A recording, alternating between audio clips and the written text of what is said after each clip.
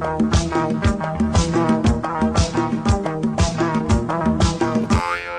işin git.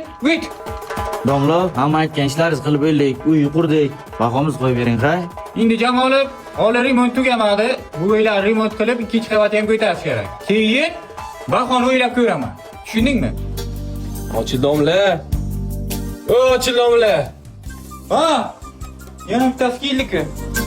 Bunisiz. Baholar qo'yilmabdi. Familiyangizmi? Qalandarov. Ha, Qalandarov.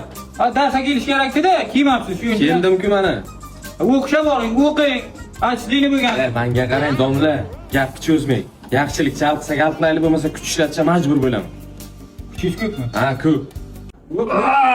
Aytdim men sizga kuchim ko'p deb. Malades, shunday harakat qilsang 5 olasan nasib bo'lsa.